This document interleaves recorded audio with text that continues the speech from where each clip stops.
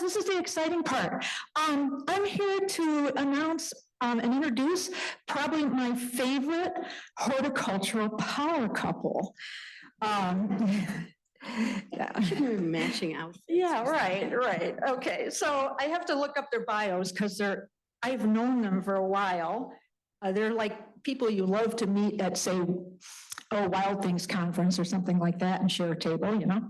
Okay, so Christine started gardening alongside her grandma as a young child, which led to a long and varied horticultural career, which included 25 years as horticultural programs manager at Chicago's John G. Shedd Aquarium. And if you've ever been around there recently, the last 10 years, just fabulous, fabulous gardens. Her efforts there included not only native habitat gardens, but food gardens that feed both people and the aquarium's animal collection, locally sourced food for the fish. She has served on the boards of several ecologically sustainable land use organizations, and now is on the board of the Land Conservancy of McHenry County, and serves as a mentor for the Wildflower Preservation Committee, and she grows all kinds of food, most of it from seed. Hi, I understand Ken wrote those intros. It's very complimentary, Ken, thanks. Yeah, I did start gardening with my grandmother. She lived in a neighborhood in Chicago where they were building the Edens Expressway and the Kennedy back in the day.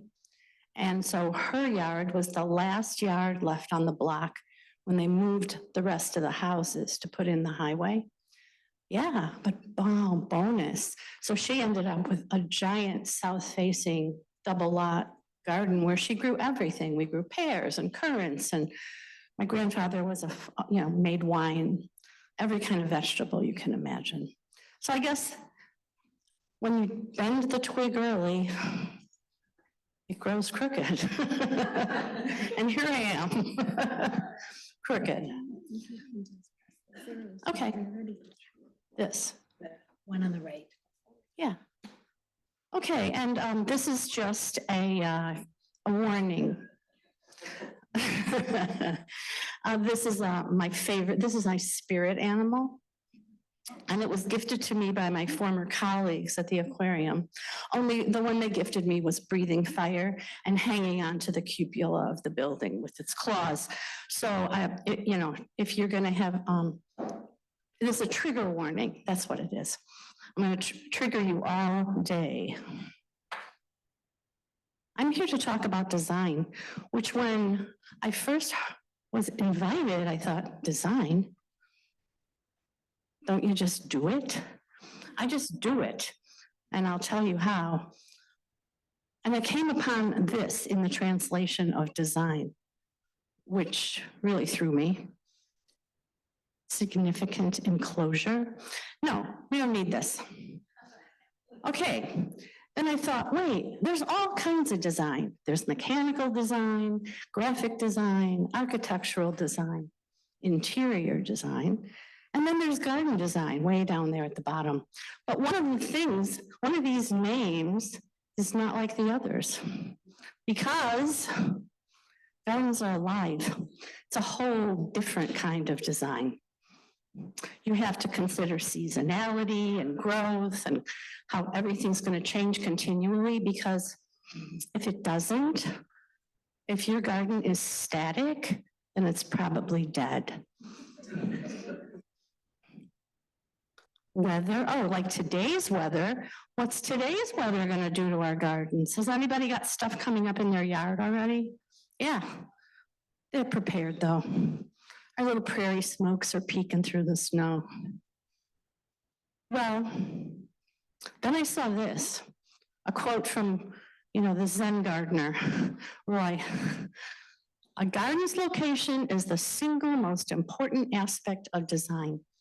And when I first read that, I sort of thought it was kind of simplistic, but it's beautifully simplistic in that it covers the whole thing right there in one sentence, because your garden will be affected by where it is. And parkways are pretty tough. Yeah, this covers everything. Here's the thing. Your job as a gardener is to go out and be with your garden. You have to be there all different times of day, all different seasons. You need to develop an understanding of what's going on there because that's what's going to drive the design. What you have, where your planting spot is going to only allow you to grow certain plants successfully. You can try. I know I'm a sinner. I've gone to the garden center and come home with all kinds of inappropriate things, but you'll learn soon that they were inappropriate, and then you'll have to listen to the plants because they're the ones that are in charge. Here's what I think. This is what I use to evaluate gardens, and it might be just as confusing as those other. Complexity. Complexity is what makes you want to look at a garden. You think, wow, look at that. It's interesting. Coherence. It works together. Legibility. You can read the design. And mystery, my personal favorite. So, I'm going to go through some slides that show us different examples of this. It's very exciting that you now have an ordinance that allows you to parkway garden. Although parkways, poor parkways, they've lived a really hard life. They've had foot traffic for who knows how many years. They've had dogs visit them. They've been dug up 1,000 times by the maintenance crews. They've got salt during snow events in the winter. What are you going to plant there? This is a really inhospitable site. Well, there are things that'll live there, depending on how much sun and moisture you get. So if you want to have complexity, you're going to do what? You're going to plant in groups, you're going to plant densely, you're going to have texture, line, and form all working together. How do we do? Okay, so here's not a parkway, but here's an alleyway garden that is very complex and very interesting. I think it draws you in, makes you want to go down there and see what's going on. They've done it with a repeat of colors and a repeat of shapes, and shapes that contrast against each other. Makes it very interesting. Okay, here's another really complex garden. It's so complex, you get lost in there. I think they were trying to do something, but there are too many of the same textures for it to be as interesting as this garden. Coherence. This is where we talk about balance and proportion and repeating color and form. Now here's a little parkway garden that I was judging in Chicago for a garden group. And it's perfect. It's just perfect. It's in a really shady spot. Actually, these are really gigantic buckthorns that are growing in your front yard. But they're mature trees now, and we're just going to leave them there. But you can see how they've used mounding and a repeat of plants to make it interesting. And then across the sidewalk, got taller things in front of the windows to add a little privacy. Also, you can see that this bottom part here is a parkway, and they already have added extra space at the curb so that people coming and getting out of their cars can actually do so without tromping through your garden, but they'll tromp through it anyway. And there are also pavers, if you so choose, to make your way through. Here's another garden. Also, they've added the space along the parkway, and we've got a balance of colors and shapes of plants. And I like that they only put the fence on the backside so that people that haven't been to your neighborhood before, when they come in in the night and they can't see what they're doing, don't impale themselves on your fence. But they've left it open here for the mechanical piece so that when the utilities workers come, they don't have to tear your whole garden up. They could just work off the sidewalk. Little practical things. Legibility, which is the story that the garden tells. Also done with focal point, mass effect. And what we want to do with that is create definitions so that we can read it. And here's a really simple design, similar to the one that was so complex that you couldn't discern what was going on. But you can see these big carrots have created space within the design so that you can watch the wine cups wind their way through and actually appreciate the other things in the space. Instead of this. This is over enthusiasm, is what this is. Here's another couple of examples. Very simple designs. But you know that they're designs. You can see the design. You can read it. Very appropriate to this situation. I love this one. Now here's someone that has the opportunity to grow the parkway up against their other yard, be it a side yard or front yard, I don't know. But the white swan echinacea just pulls the whole thing together. You know that this was intended. And it works in the winter too, because don't forget about seed heads. They add a lot of interest. And here it still carries the design across this space.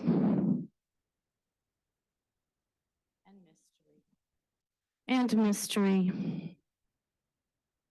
You want people to want to look at your garden.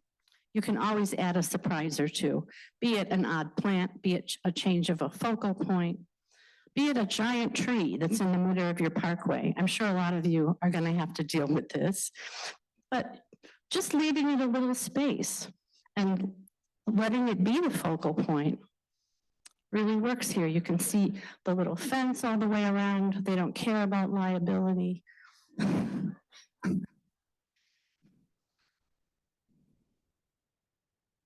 Now, this is a mystery. What's going on here? This is persistent water, it looks like. I don't know if the water is coming out of the, you think so? Or going in.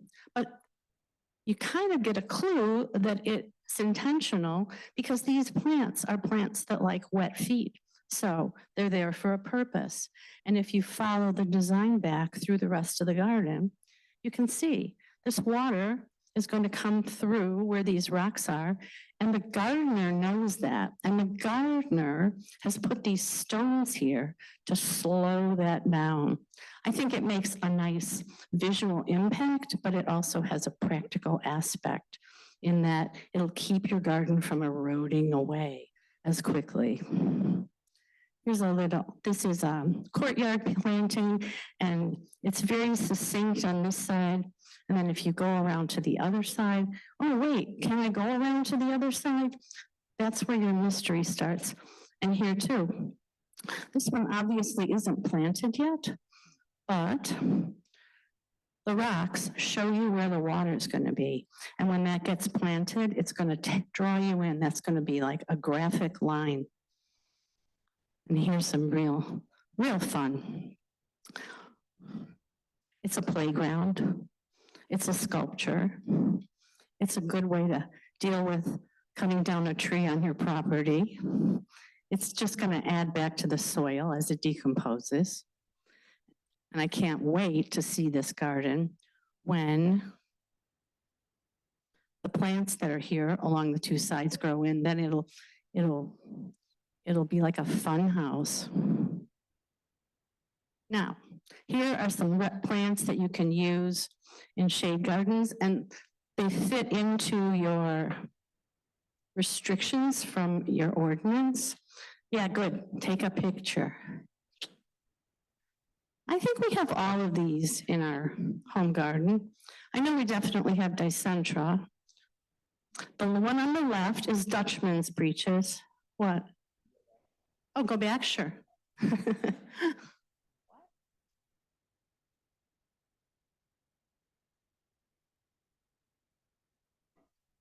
Okay, ready? Oh, did you make it? Okay. Okay, good. Okay, so the one on the left is the native Dutchman's breeches, and the one on the right is bleeding heart. But to tell you the truth, and I hope I'm not speaking heresy here, but I'm not a purist when it comes to gardening.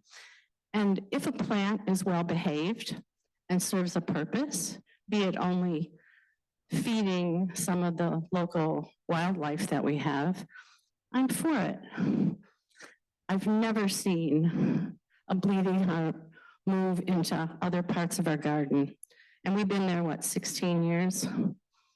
Very well behaved. And I see bumblebees using that in the spring. And also the bluebells, It's hard to beat bluebells. Just make everybody happy, even if it is only for a short while. Okay, here's a little tiny design, but it still expresses some of the same parkway questions that you're going to have to answer. So you can see there, they've added brick along the curbside, so there's room. I'm not quite sure why they put rocks on the tree, but sort of keeping the ginger in line for now. Just a few little shade plants and a small fence. And here are some more of those shade plants working. You can see there's space between these plants on the left side, but it's okay. It's okay, they're working together. They grow more slowly than your plants that are in the sun. And this was something I did at home that is gone now, which I'm sorry. This is pen sedge with a lot of hostas that I had been gifted popping up through it as exclamation points. Unfortunately, I lost this part of the garden because the sun changed and now everything is too hot here. We're still working on that. Now, there's a practical aspect to planting through the carex also. This looks to me like the strappy daffodil leaves that are left over after the blooms. I'm also, I also think it's a good idea to put bulbs in your gardens. There's not a lot going on in the spring. You're already dealing with a really tough spot. And this way, if you plant your bulbs within another matrix of plants, then when they start to die back and they get yellow, you don't have to watch most of it. They'll just sink down behind the grasses or the carex or the bluebells or whatever you planted them with and disappear. And you need to know this for this plant, salvia. This could be one of many different kinds of salvia. And it's pretty when it's blooming. Now, this is a little past its prime, but this is way past its prime. And a lot of people want to put that plant in the front of the bed, but I suggest that you put something else in front of that plant if you want it to be beautiful, because you don't want to be out there cutting every one of these seed heads off. Your plant's going to get really small. You're probably not going to get a good rebloom. Make the plants work with you. Here's some sun plants. Sun plants are easy. There are so many choices. Now, another thing to be really serious about when you're planting any garden is to cover the ground. We have we have 3 plants that we really love. We've been experimenting with them for many years. This is not them. This is an example of good garden design because, it was mine. Big mounds of plants, if you have a big space, you can do this. But see what, there again, the carex is making space to hold up all the other plants so you can see that it's intentional. Oh, and this one on the right, this is one of the plants that we recommend. Give it a try. It's called Robin's Plantain. And it doesn't normally look like this. That little flower is so pretty. It's a rosette. You can see it along the sidewalk. And then this little flower comes up, this little daisy. Looks like a cross between an English daisy and a fleabane. Oh, when it comes up through spirabolas that are just coming forth, oh, it's fantastic. Lasts, I don't know, three weeks in May. Then you can clip all those off or they'll just fade away. And on the right, you've still got the rosette that's, I wouldn't say aggressive, but it's strong. And it will cover the ground between all your other plants, so you don't have to worry about weed pressure so much. Because weeds are a gardener's life.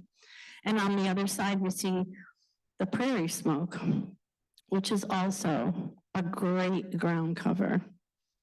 Now, here, this was our side yard back when I was able to have the pen sedge and the hostas growing.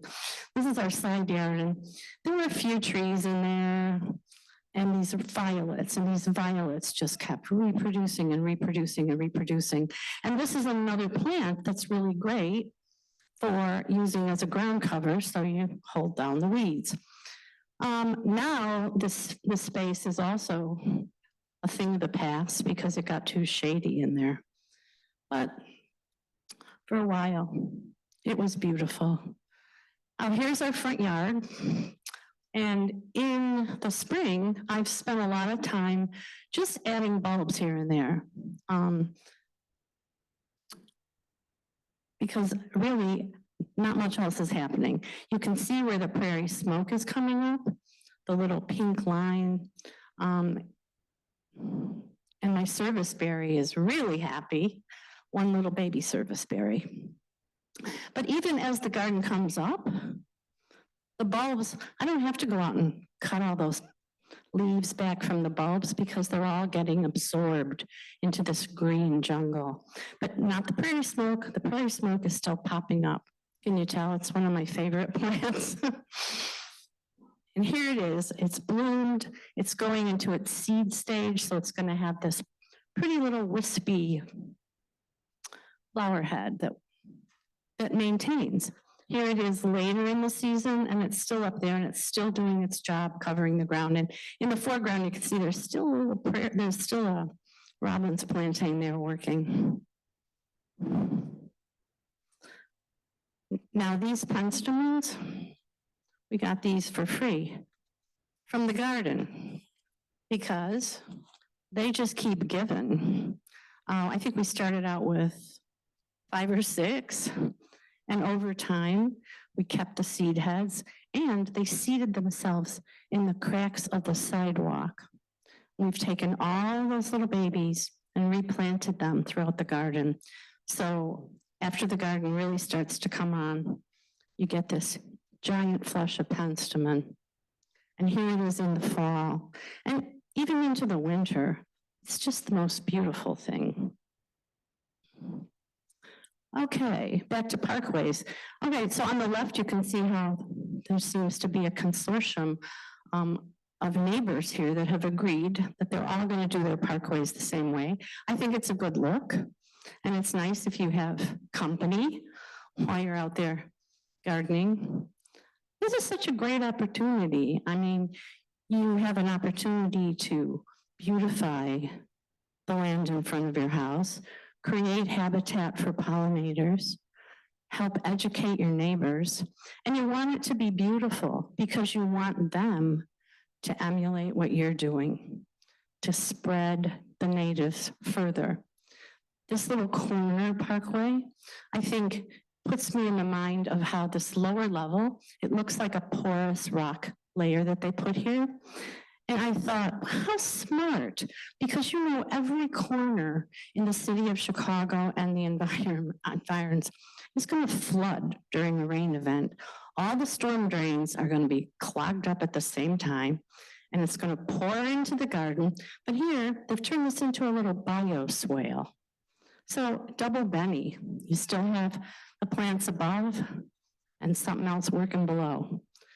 This may have been a depression in their front yard.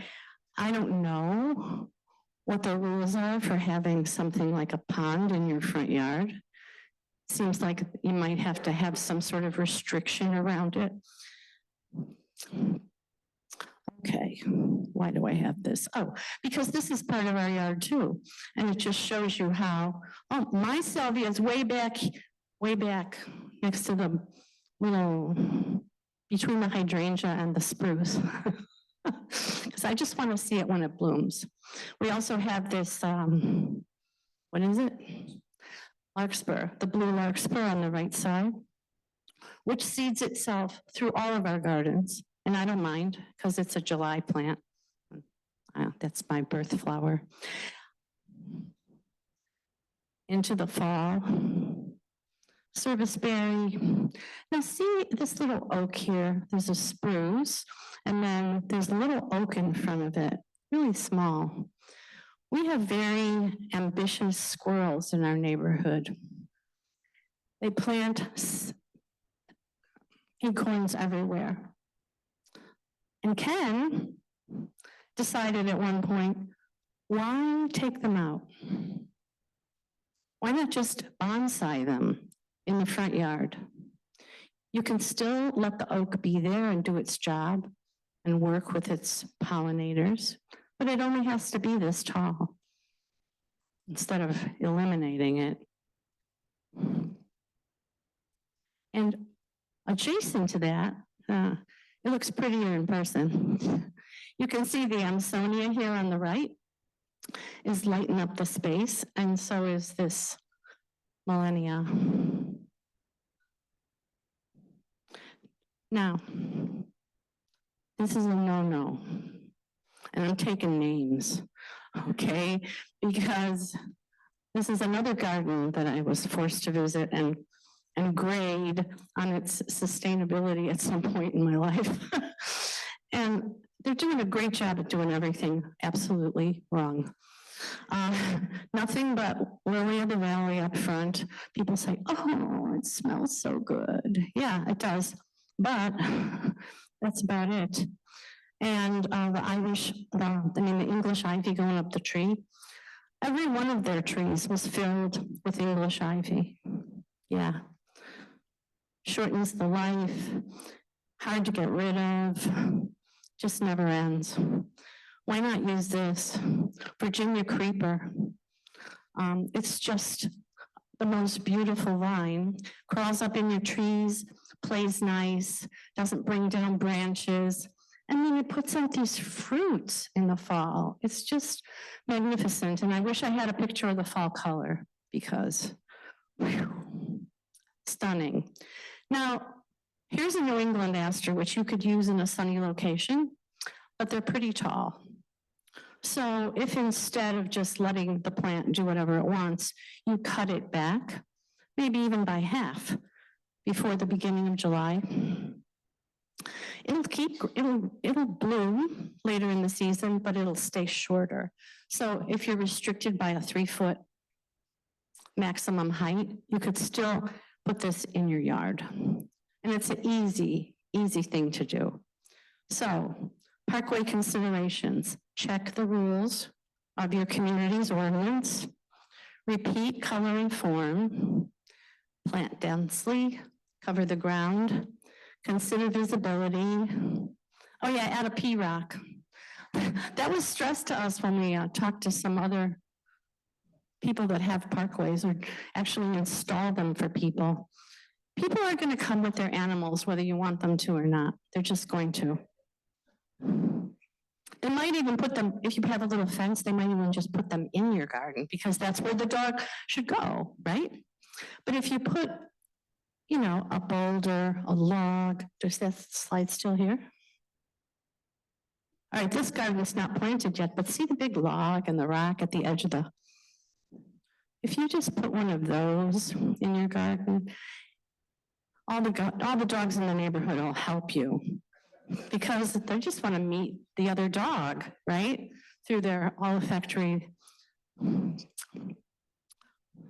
So do a P-rock, and have fun.